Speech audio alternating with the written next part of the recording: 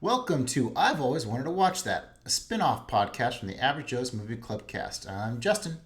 In this episode, I'll be talking to my longtime friend and movie pal, Ben Higgins. This is Ben's second time meeting up with me in the podcast first, and the first time he was joined the Average Joe's as our first guest. We talked about Rumblefish and The Last Jedi, but tonight we're going to be traveling way back to my birth year of 1985 to be checking out Richard Donner's fantasy film Ladyhawke. Welcome, Ben. How's it going? Oh, it's going well, Justin. Great to be here. All right. I suppose we can go through this whole jazz again.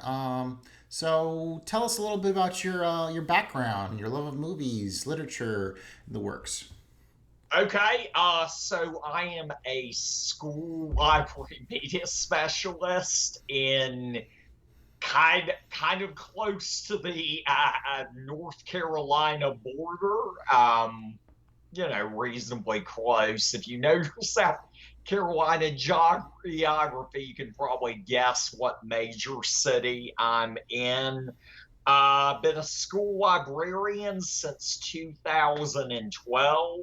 I've always loved movies. Certainly, working with you and hanging out with you in college, which is where we met, allowed me to really expand my movie going horizons. And I saw, I think with you, I've started to see a bit more art house films than I even saw when I was younger. Okay. All right. So just to kind of get a well-rounded view of your view on movies, I have this thing called the Movie Blitz, and so just Okay, the let's first thing do it. that yeah, just don't think about it too hard. Just the first thing that pops in I'm your gonna do mind. my best. Here we go. What's your all-time favorite movie genre? Action. All right. Any favorites pop out there? Lethal Weapon by Richard Donner, the first Die Hard, um, little off the beaten path Clint Eastwood pick called The Ire Sanction, which is one of my favorites. Those three just jump immediately to my brain. In a The nutshell, first John Wick, I would say too. what does it for you with the action genre? You would say. Um, Well, growing up in the times that you and I did, we're used to pretty fast-paced cartoons, and the action genre spoke to me because of those cartoons. Right. Cool. All right. Can you recall the first movie you saw in a theater?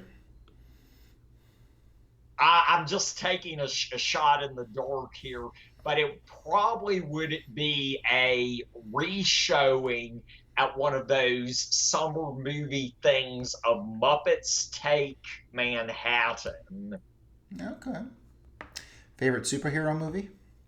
Favorite superhero movie, the second X-Men, Okay. which actually was produced by the Donners. What can I say? Ah. It all comes full circle tonight. It certainly Uh, does. a memorable time you walked out of a movie. Uh, if you'll remember, and your listeners will remember, Justin, there were actually two Robin Hood movies that came out around the same time. There was Robin Hood, Prince of Thieves, and there was another Robin Hood movie called Patrick Bergen. Well, or with Patrick Bergen, who's the lesser known actor. Well, apparently, I could not handle the more serious Patrick Bergen Robin Hood, and I walked out of that with my dad. I was pretty young at the time. Okay. What's the most beautiful movie you've ever seen? The most beautiful movie I've ever seen. Just off the top of my head, gotta go with Chariots of Fire. Okay. Is that cinematography and story, or Yes. mostly Oh, story? absolutely. Absolutely. Okay. story really rings for me on that one. So had to inquire. All right. Do You you have have a an athletic background, as your listeners probably know, more somewhat more than I do. Though I did JV wrestle for a twinkle in high school. guilty pleasure? Guilty pleasure, Smokey and the Bandit. Okay. Movie that you don't get all the hype around? Uh, well, since we're sticking with the Donner thing, gotta go with the Goonies. Oh, really? Whoa, deep cut for Yes. me there. Don't get the Goonies, huh? Hmm. Okay. Favorite romance? Favorite romance. Oh gosh. I'm really trying hard here. I'm just gonna say Four Weddings and a Funeral, but Okay. that I don't feel like that's a super accurate answer. Maybe I'd also say When Harry Met Sally. Favorite director? Favorite director. Oh man. So many fun ones. Gotta go with my man Hitch if we're going as quickly as possible. Okay. Little Hitchcock. Streaming versus theater. Any preferences there? Does it matter? Um, doesn't matter too much. I would say theater, but the thing is, in all fairness, this will give your listeners some perspective. The last movie I saw in a theater, besides this one that was an independent film that I had a cameo in, the last professional film I saw in a theater would have been Onward.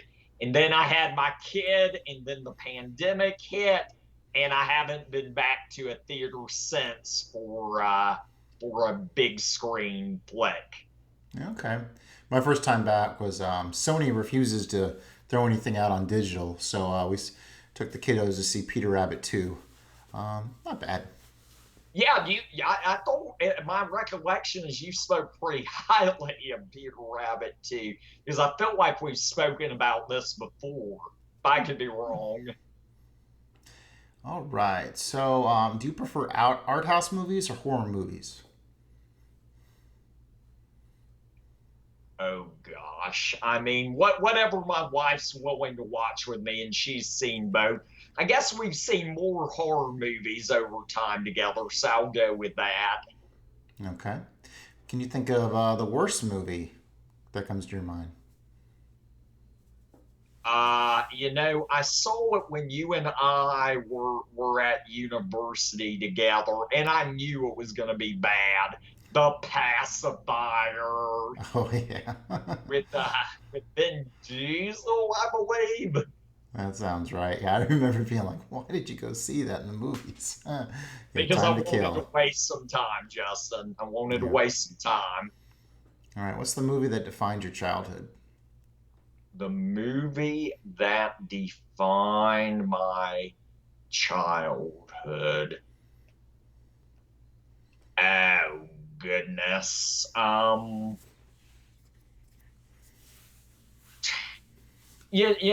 I've enjoyed James Bond films over the years. I've been able to see them with my dad. So just if we're staying off the top of my head, I gotta go with GoldenEye.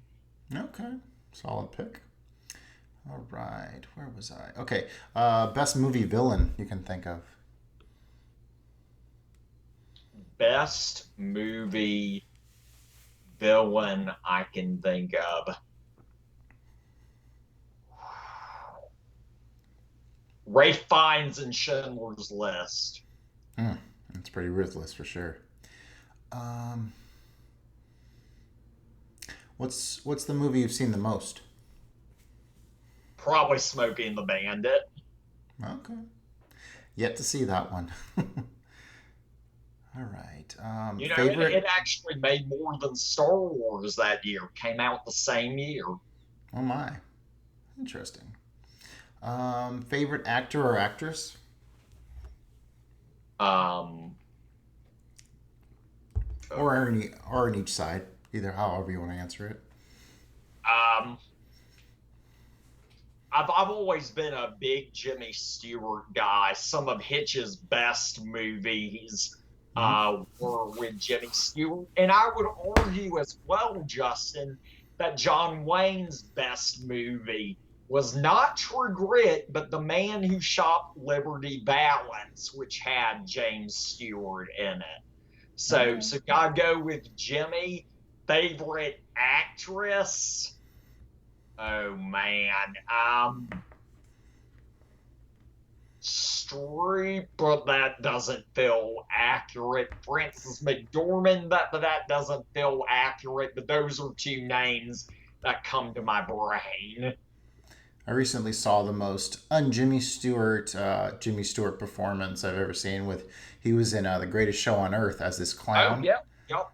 with didn't have the mannerisms at all. I was just like, huh, okay. I wouldn't have known it was him until, I mean, a little later on. You can kind of tell it's him, but definitely not at first. He is hidden behind that makeup. Been a lot of years since I've seen that movie, but like any DeMille lavish look, I think that's probably not as bad as the critics give it credit for. I think there are several other worse Best Pictures than Greatest Show on Earth. I'd agree. Movies you are most looking forward to seeing coming up or currently out. Okay, currently, that's a key distinction. Currently out, gotta go with, and my pronunciation, forgive me, Shang-Chi and the Hmm. Eternals, Okay. and No Time to Die. It's been a while since I've really done a deep dive into current movies, so I can probably go on, but let's stick with those three. You were with me when we went to go see Casino Royale in the I was, theater. yeah, Daniel Okay. Craig's first. I do recall that now. Excellent. That along with Skyfall would be my two favorite Daniel Craigs so far. Sure. The others drop pretty far down the list. Yeah, I'm pretty anxious to see most stuff. The Last Duel, I think that's what it's called, the Ridley Scott flick. Really want to see that. French Dispatch. It's just so hard to actually get out to the theater. Did you hear about the special Rocky screening that's going on tonight? I did not.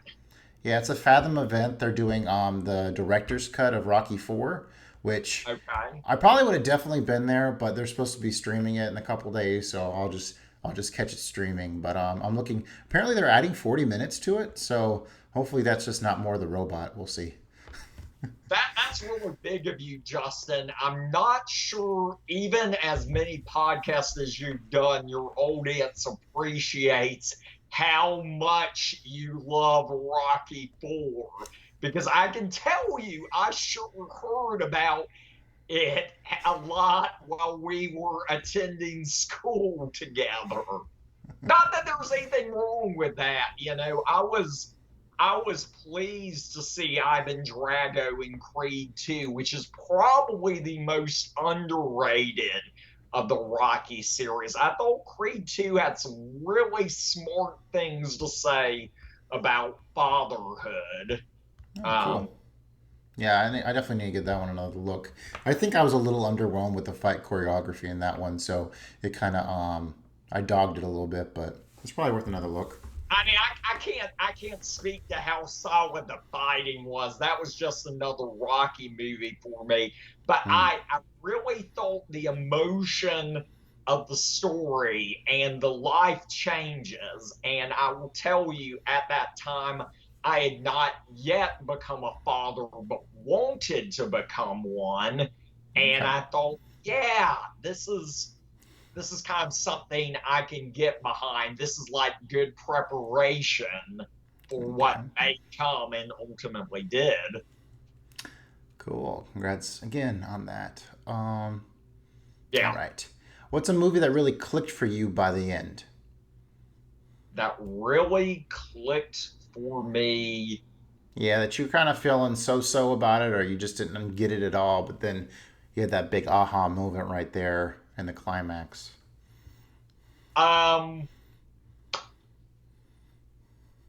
you know, first, Foreign Correspondent, actually, that was a movie I really wanted to like, and critics were kind of ho hum about it, is my understanding, when it first came out. But just That's watching stuff, it's a hit, the Hitchcock one. oh, okay. I was That thinking about that Matt you Damon and The actually Informant for a second there.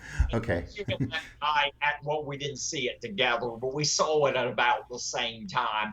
And I wanted to like it more, but there were some scenes in there, though it that were a little slower going in the beginning, and Hitchcock was trying to play things for laughs, and that irritates for me. But the action level started to ramp up, and that great scene in there. Let's just say it involves an airplane. You know what I'm talking about, Hmm. and hey, it was rah rah journalism, and my parents have a journalism background, so I'm always rah rah solid journalism. Yeah, I enjoyed that aspect of it as well. Glad that we teamed up to watch that one. We A did. coolest movie theater experience. Oh gosh, anytime I go to Columbia, South Carolina's Art House movie theater, the Nickelodeon, which I actually volunteered at one summer when they were at their old location. Just being among movie fans, smelling the high quality popcorn, always a great time. Rah rah the Nickelodeon. If you're ever in Columbia, listeners, please go check it out. Very cool. Definitely on my bucket list. Unfortunately, when it was easy to go to, didn't make the time. But hopefully, I get there eventually. Favorite movie to recommend to kids? I kind of came up with this one since you are an educator. Oh gosh, favorite movie to recommend to kids. I would certainly recommend the original Muppet movie is a wonderful one. I would say The Lion King as well, which I know was a really important one to your childhood as well as to mine and my wife's. So those two both. Okay. What order should people watch the Star Wars uh, Tri Saga with? In. Oh gosh. The three that were first made still have the greatest level of enjoyment for me. So I would watch those first. If you're patient enough to watch the prequels, go ahead and watch them after that. And then the most recent three as the final ones. My dear friend Paul Inman really turned me on to the Last Jedi and why that was the best of the most recent trilogy. And that definitely opened my eyes the second viewing I had of that, which I actually, come to think of it, watched for the last time you and I spoke. That was how I spoke on your podcast. Yeah, I would agree with that order. I'm always preferential to yeah how things came out. One time I saw this like little map of like how you watch like the MCU movies in chronological order. I'm like, nah, just watch them how they came out, or watch the ones you want to watch. So Yeah, yeah, this is jumping around to make it a sequential story. Not a fan of. Alrighty, so first pretentious movie that comes to mind. gosh, I'm trying to remember the exact name of it, but it's got Ava Green in it, and it had an NC-17 rating because her character kind of has her thing for her Brother, why can I not think of the name of this movie? It was a Bertolucci movie, Oh, which I Last actually Tango in saw. Paris? Say again? Are you talking about Last Tango No, in Paris? not Last Tango in Paris. This was another NC-17 Bertolucci movie. It was it had some name called. I'm gonna say the young people, but that's not the name. I'm wondering. Let me see if I can. I don't know if I can still. If I can look at Bernard. Let me just look up Ava Green. It's gonna come to me, and I'm gonna be like, "Oh yeah, that movie." Mhm. Uh, the Dreamers is what it was called. Yeah, okay. What year did that come out? Wow, she was a piano teacher. 2003. I didn't realize Bertolucci 2003. was making movies that late. Uh, Ava Green, No, as in Bertolucci. Bertolucci. Yeah, yeah, 2003. NC-17, The Dreamers.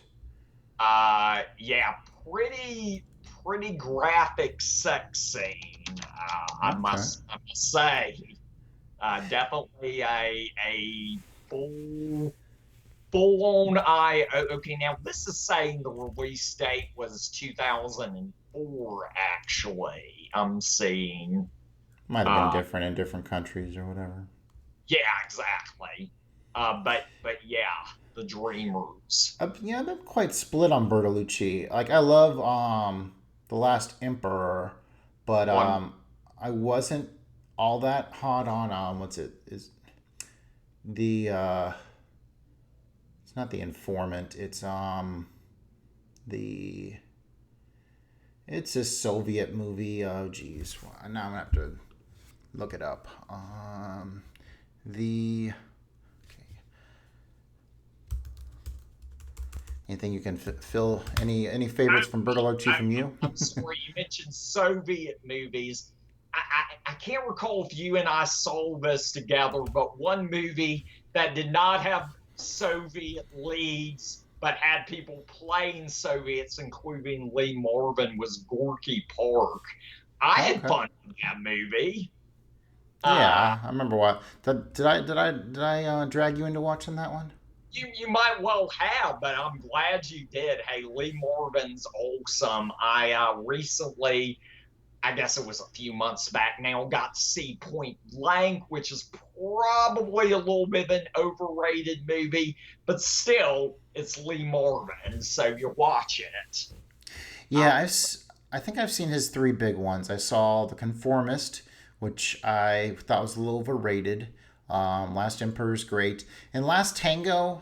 I was a little split on that. I really appreciated The Craft, but it's a toughie. I talked about that one with Joey. He hated that one. I have not seen Last Tango, I must confess. Weirdest movie that comes to mind. Weirdest. That would have to be the Human Centipede. Ah, yes, that easily falls into that place. And finally, last but not least, question 25 of the Blitz, the schlockiest movie you've ever seen, which harkens back to Joey's spinoff podcast. He's doing Schlock Talk now. Oh, the gosh, schlockiest movie. Yeah. I probably saw it edited, but I'm gonna have to go with Porky's. Okay. Still need to see that one. Goodness. So many movies, so little time. All right, we're going to take a quick break and then we're going to dive into our feature movie of this episode, which is Ladyhawke. Be right back.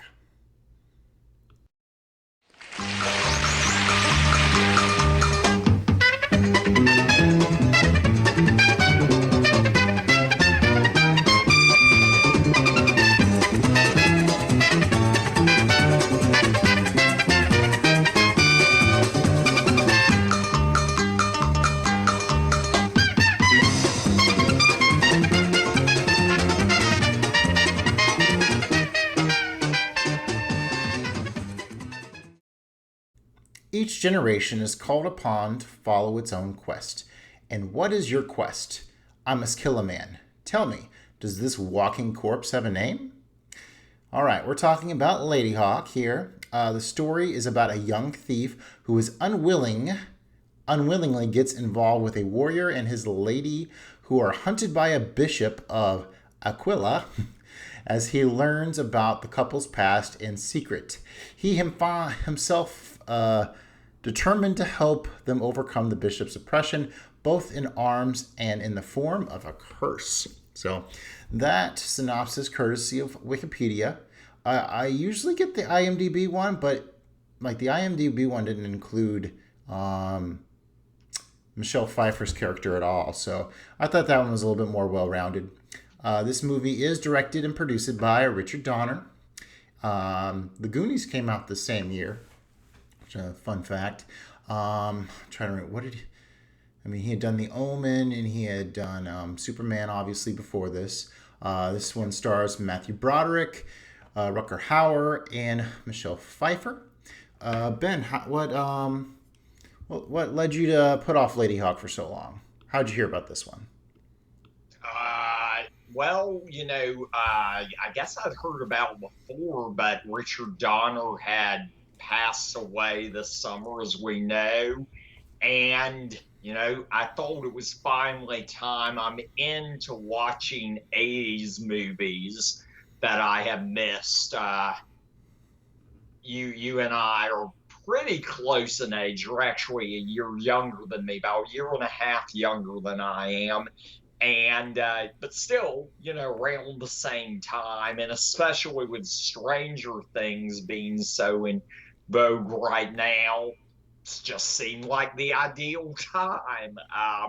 Why did I put it off? I guess because I have this tendency to avoid sword and sorcery in my reading life as well as my movie watching life. So I've kind of been trying to go back and see more of the sword and sorcery stuff that's out there.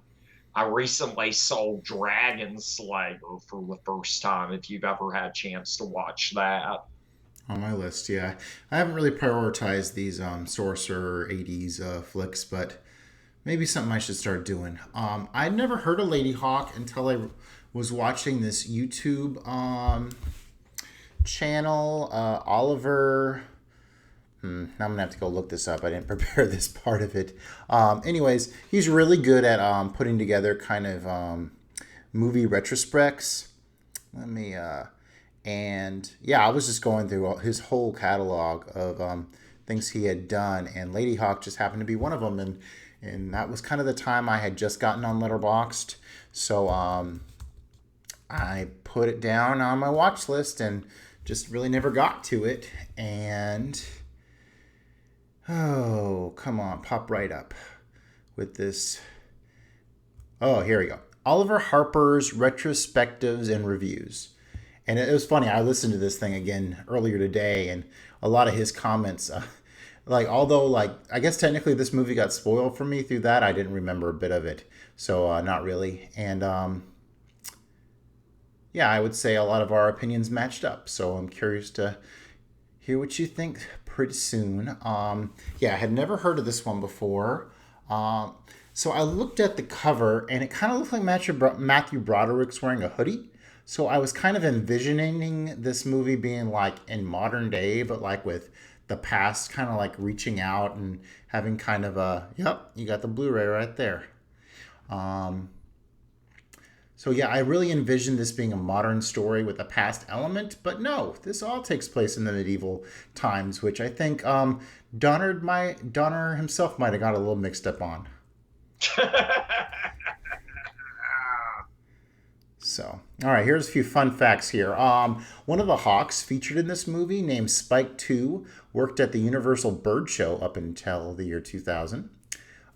Three of the castles used in this movie, this was shot in Italy, and the Italian movie director Lascico Vasanti and his family owned 3 castles I mean, I don't really think it's interesting that he happened to own those castles. Just the fact that he owned three castles really True. struck, Hey, ring a bell. three more castles than I own. Okay, so Richard Donner originally wanted to cast Rucker Hauer as the evil Captain Guard, and Kurt Russell was slated to be in the leading role there as the Gallant Knight. And yeah, from what I have heard, Kurt Russell was not into wearing the medieval period costuming and dropped out. Um, Warner Brothers actually falsely marketed this as a true medieval legend. Shame on you. Yeah, a lot of the retrospectives I heard, a lot of people were like confused how they were going to sell this thing as a medieval adventure comedy. So yeah, romance. Definitely fits all those categories. Let's see. Some of the people that they wanted to have the main Matthew Broderick spot was Sean Penn and Dustin Hoffman, I believe it was. And yeah, so it eventually fell to Matthew Broderick, who was big off the success of War Games at that point. The evil bishop. Donner was looking at Mick Jagger, which I think would have probably been a lot more interesting. But Yeah. have you seen Fitzcarraldo before? I have not, but I really, really want to. That's definitely on my, I guess you'd say, my next 10 list. Okay. Um, I will say I can see Sean Penn in Broderick's role, but how are they justifying Dustin Hoffman? Because I Yeah. mean, even by that point, he had been around the block a few times as an actor.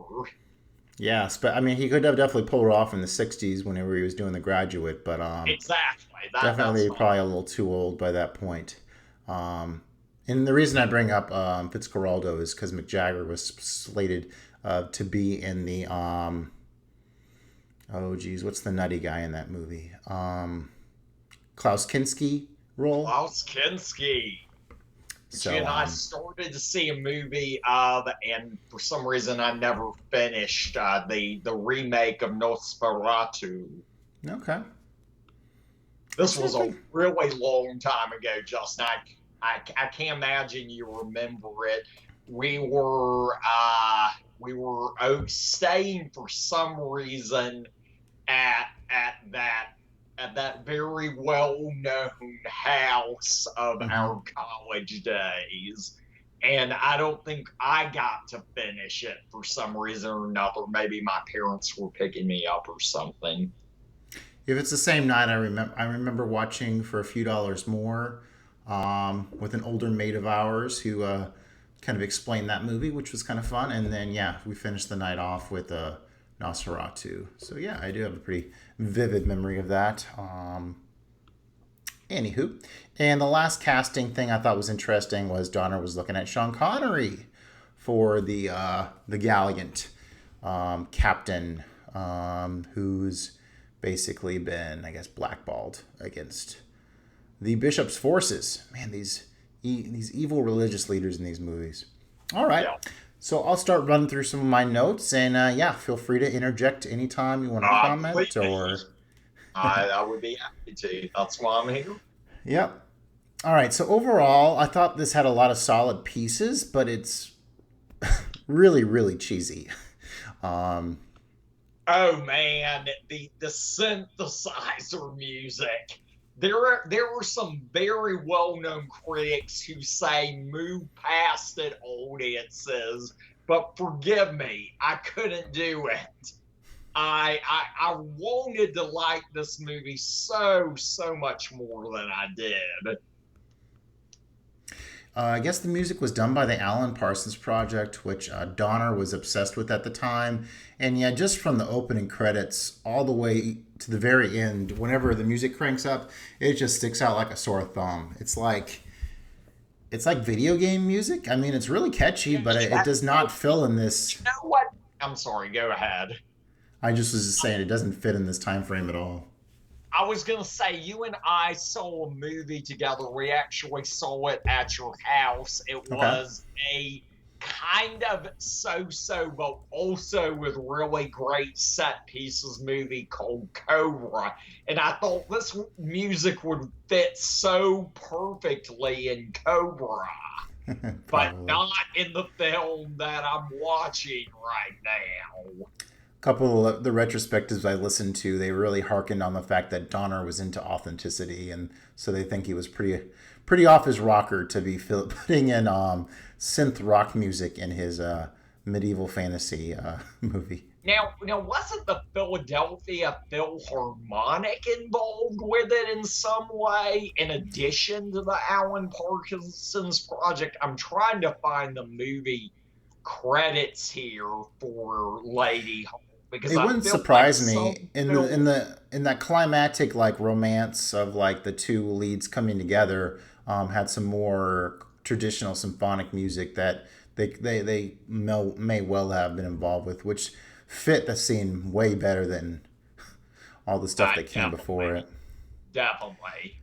So the other tent pole I would, or the tent poles I say really make this worth its beans is the camera work, cinematography is Oh, stunning. incredible.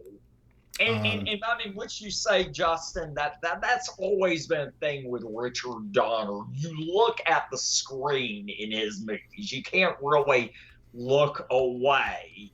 Um, to paraphrase the tagline for one of his other movies, you will believe a toilet can explode. Of course, I'm making reference to the famous scene in Lethal Weapon 2. For those of you who haven't seen it, you will believe a toilet can explode and not kill somebody. okay. Yeah, between the awesome medieval set design throughout with the castles and the um, I was gonna let me see. I had this note coming up, but I would say I really enjoyed how all like the bad guy army was all really distinct and red, and then like their captain was in gold. So it was really clear And who was who, oh, which really helped the action work. I would say. Um, yeah, and overall the medieval action throughout was really good as well.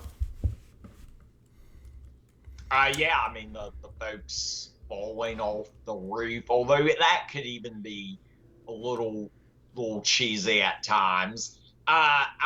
I will say too, and you may well be about to touch on this, but this movie has an epic romance. Unfortunately, that epic romance is between Richard Donner and Lauren Schuler, and not Michelle Pfeiffer and Rutger Hauer. Um, Yeah, I and did that's hear that. why Yeah, he was about. And what was her role again? Was she a she was producer? one of the producers, and Okay. and this is where they met, fell in love, and married, and ended up being a really dynamic production team, even perhaps as influential as he was as a director, if not more so.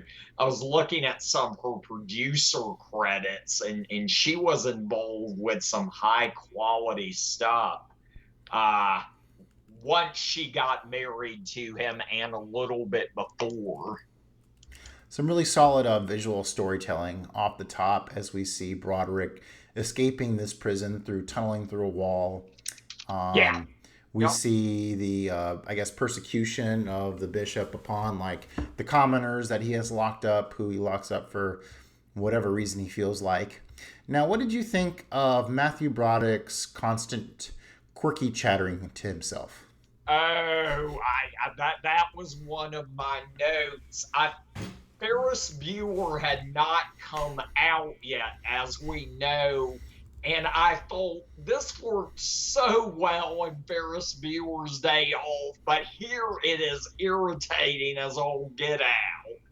My goodness. And they pass it off Gosh, as talking to God. not sure who he was talking to, but I feel like he's still talking centuries later, or his character is still talking centuries later. This is an interesting topic because there's a real fine line between being able to do this and do it well.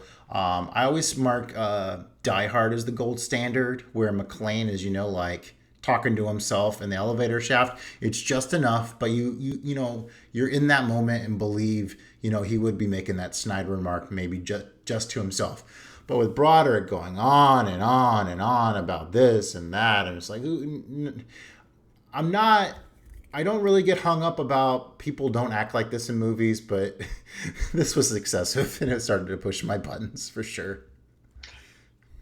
In addition to the techno music, which Yeah. our synthesizer music, which I know we mentioned before, but I have to mention again because it kept coming and coming and And there's like coming. these bass guitar riffs, and it's like, this is not working. He was quite the master of disguise there. Whenever like these troops were coming up on this like rubble hill, and whenever they passed, he like poked his head up, and you know, he's quite elusive there. Man, I love that shot of like it's like snowing, and there's like a river, and you have all these trees in the background. Really, really pretty stuff. So, if none else, this movie looks really good. Man, he It's picked amazing.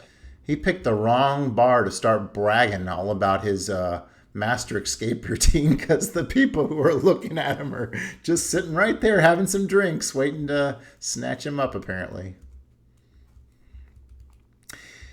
I've forgotten that scene. All right.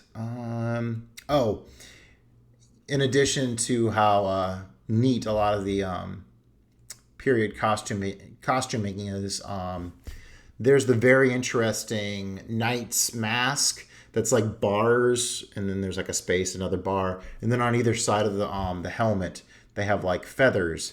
I think from what I was reading, the name of the town is actually in Italy, and Italian is like, I think it means eagle, and then obviously the Ladyhawke aspect of this. So very birdy. They stayed with the bird thing. Oh my, Matthew Broderick bitching to God about doing chores, saying he would rather be in the dungeon. Okay, if you say so, Matthew Broderick. Oy vey. But I'm just thinking of his line from Ferris Bueller, uh, the one about life and not getting out alive. oh yeah. I was thinking of the one where if you don't wake up, it might pass you by one. Now you're familiar with day for night photography? Um, I'm sort of familiar with the golden hour. Well, day for night is when they shoot it during the day, but they put a blue filter over it to pretend Hmm. like it's at night. I'm pretty sure they did that in this movie, but it didn't stand out enough for me to complain. I was just like eyeballing it. I'm just like, kind of looks like day for night, but it's all right. You got to do that See, I'm not sometimes. as up on the technical aspects as you are, but I mean, it's still, hey, listen, that passed me by. I was enthralled still by the visuals, even if it as a whole didn't quite work for me. I will say I enjoyed the performance very much of, and now I can't think of his friggin' name, but the guy. Oh, Leo McKern, of course. Leo McKern as the monk. I Ah, yes. also, and you see him for just, and I'll go back to Leo McKern in a moment, but Hmm. I also enjoyed seeing him for just a moment, Alfred Molina, in what had to have been one of his earlier roles. Yeah. Uh, Speaking of I what keep saying, Spider-Man No Way Home coming out soon. Yep. Go ahead. Sorry. just Alfred Molina, fabulous actor. He wasn't given much to do here, but I enjoyed seeing him all the same. Yeah, kind of a master wolf hunter, I guess. He's supposed to be passed off here with that crazy haircut and dirty face. I was gonna say, if you ever watch Jaws 3, again, for whatever reason, that's the one where it's like at the SeaWorld complex. There's some really, really terrible instances for Day for Night that stick out. So, anywho, so yeah, the whole plot about the transmorpher, what was going on there, I kind of had a feeling that was where it was going. And sure enough, Pfeiffer turns to a hawk by day, and Howard turns to a wolf by night. I mean, that Um, that got spoiled for me oh, at really? some point. And then let's see here. Again, excellent landscapes between the mountains, the hills, the misty forest. I mean, you really can't complain with the on set Great, photography here. great costume design, as you said, and Howard the good guy dressing in black. Yeah. Though that distinctive 80s blonde hair sort of slaps you in the face. Hmm. Although that, I guess, is his actual hair. Interesting how so often religious leaders are portrayed as complete assholes during this period of time, where they're off to get one up on the peasants. All I mean, right. I'd have to go back to my history, but obviously, the Crusades were a pretty poor time Mm. for the Christian faith in terms of decisions of the religious leaders. That's probably one of the coolest swords I've seen in a movie, with how long it was and how it had that kind of like spiky thing in the middle, and then how Howard's kind of like talking about all the gems in it that are reminiscent of like his family. As you said before, the magic hour shots, some great ones there with Rucker Hauer up on that horse, and he would call the hawk. And yeah, there's a lot of fades and the seeing like the sun go down, because that is, that plays a central theme in changing them from one entity to another. So we see plenty of that. So Howard and Broderick, they're on a mission to go back to the bishop to take him out, and Broderick gets dragged along because he knows the dungeons, but he said, "Oh, that was just a coincidence, a once in a whatever happening." But yeah, he gets drug along and ends up being kind of like the little kid in this like love story between these two people that can't be together. That's kind of how it started feeling. The third wheel Yeah, on an extended date night. very Yeah, adolescent third wheel at that. for sure. All Uh, right. All right. So during one of the encounters, Howard and the hawk get shot. Oh yeah. And so Broderick must take the hawk over to the religious guy, the priest, who you had said, and that's Leo when McCartney. yep, we finally learn about the curse, about how they are doomed to be together, but not in human form, and that was as a result of and I didn't really catch on to this until I was kind of flicking back through it, but I guess he's kind of a weakness to the drink, and so Broderick is like keeps like filling up his glass to hear the scoop on what's going on, and apparently that same thing happened one night when he was talking to the bishop, and so he outed Howard and Pfeiffer's romance, because apparently everybody was in love with Pfeiffer. So in order to get back, I'm not sure how this bishop conquered this curse. Was there any insight to that? I don't recall there being anything. Not off the top of my head. One also wonders how he's able to stay secure in a castle without anybody protecting him, because he Mm, doesn't seem like he'd be the greatest of fighters. mm-mm. Uh, Great actor, though. People who watch the BBC know him as a judge in on the show Rumpole at the Bailey. You can Google that if you like a good mystery. Um, so the priest character that you were speaking highly of, I thought he had a really solid subplot of the fact that he essentially accidentally betrayed his friends, but this is kind of Yeah. his story of redemption. There's my Alfred Molina note. Um, Talk about some great timing with her falling from that tower and transforming into a bird, and Rucker Hauer just happens to be over there on a rock to cap the guy with the what was it, a crossbow, just in the nick of time. So very timed Conveniences out of the nice. movies. Absolutely.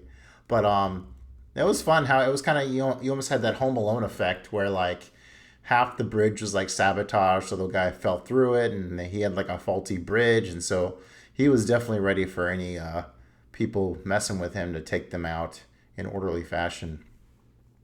Let's destroy some Italian castle, shall we? Or at least pretend to. Except they're So supposed to be in France. okay, that sounds right.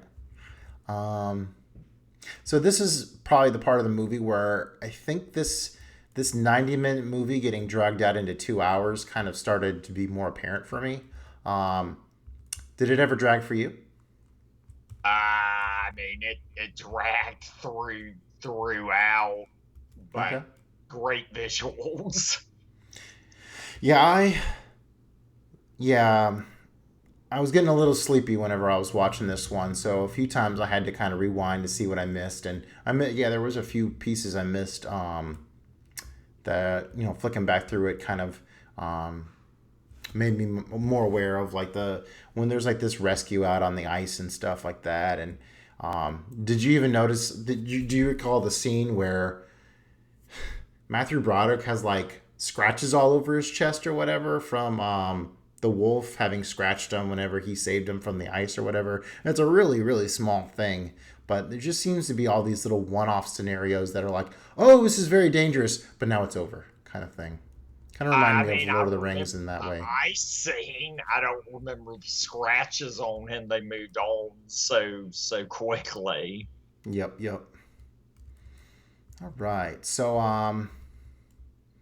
looking back on the effect, okay, so there's the big scene where she's like sheltered from the sun, and so Howard like transforms from wolf into human again, and she's kind of delayed in turning into a bird.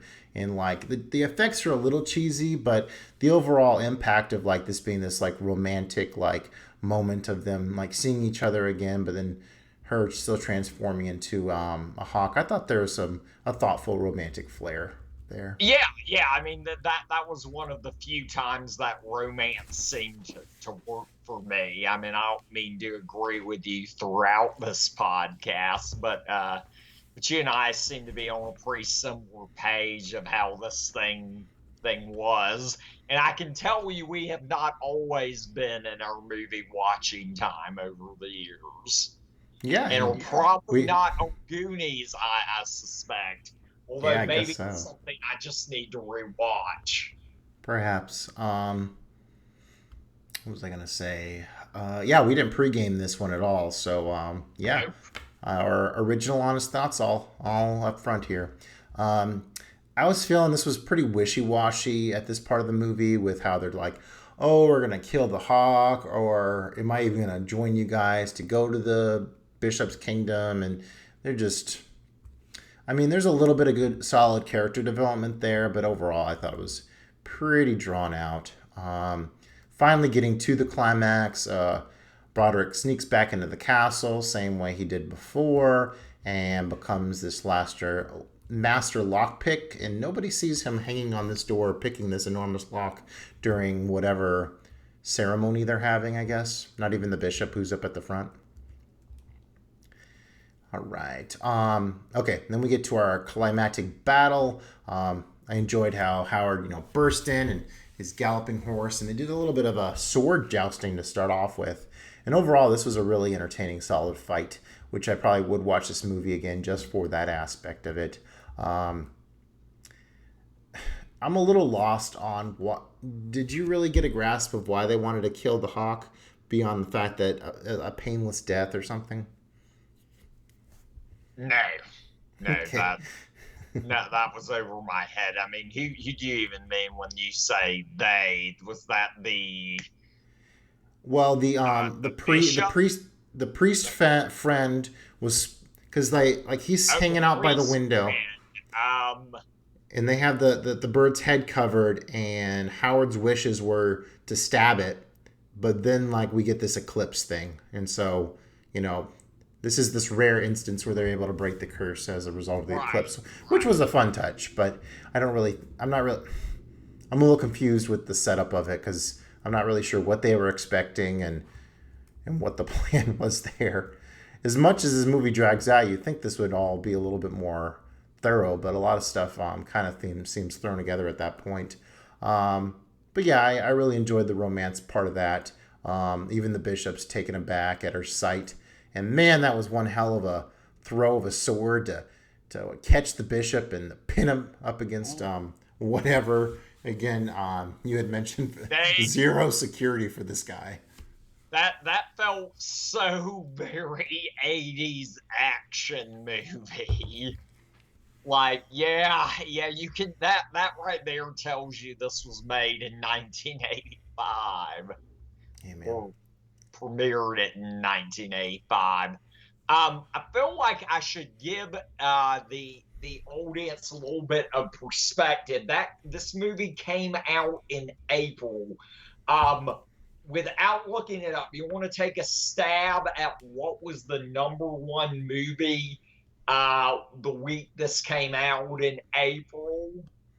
I think I cheated on this. So, I think one of the things I was reading was it was like Police Academy 2. Police Academy 2, their first assignment. And So, I think that was in its third week, too.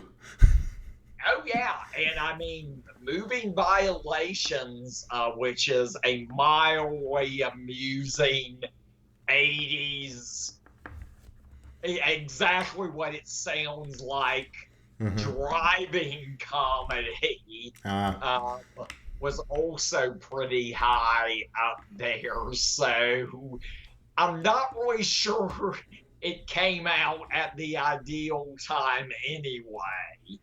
yeah, this seems And like I can more of a say, December movie if I were to spitball it yeah, as a yeah, studio maybe exec. so. Right, folks are going out with the holiday season. Absolutely, I can see that. All right. So yeah, I had already mentioned the fact I was kind of tired watching this, so I missed a few of the smaller details, which I did catch on a little bit of a run through. Um, I would say this is a solid 3.5 stars in my book. Um, it's great because of the filmmaking. It's not so great because Matthew Broderick is the comedy just doesn't work, and then the score is pathetic. So I'm going to go ahead and give it three. okay, I do want to jump back a moment and say sure. I enjoyed Michelle Pfeiffer's moment of exaltation. But I've already mentioned when Harry met Sally tonight, it did have a little bit of a feel of the I'll have what she's having Hmm. uh, experience, if you're familiar with that film. I don't mean you, Yep. I mean listeners. Man, Michelle Pfeiffer. She played Catwoman in Batman Returns.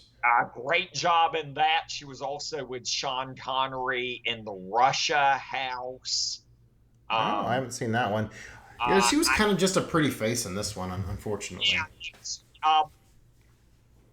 I will her first big starring role, and sometimes TCM will play this, was as the leader of the Pink Ladies in Grease 2. Oh yes, yes, I remember that being. I haven't seen it, but I recall her name being dropped there. For some reason, Michelle Pfeiffer and Sharon Stone always pair up in my mind. Not sure why. Basic Instinct would have been out around the time of Batman Returns. Okay, actually, pretty sure I podcasted about that one. Yeah, I think that was one of Joey's picks. Cool, cool, cool. All right, well, that's all my notes. Got any other final comments? Uh, would have would have loved to enjoy this movie more.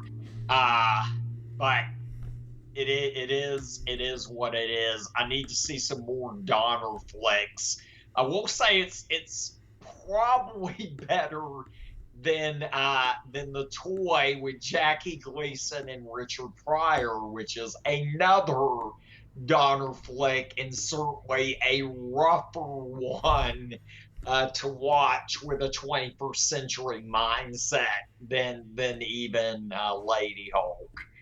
Oh, Have interesting. you Yeah, ever I have. seen the toy? No, I. Richard, Jackie Gleason plays this rich dude Mm-hmm. who pays Richard Pryor to play with his son. Okay. I wish I were making that up, Oh but yeah, that sounds pretty consider awkward. all the implications of that, and Yeah, it's a little rough. crazy. All right, well, thanks so much for joining me, Ben. Please follow the Average Joe's Movie Club Cast on YouTube and look for my reviews on Letterboxd. I'm Justin Peterson. If people were interested to hear more from you, Ben, where would they look for you? Oh gosh. You're always welcome to email me at benjaminhiggins84@gmail.com. Um, I'm also on Facebook, but you'll have to dig a little bit to find me. All right, have a great day, everyone, and keep watching good movies.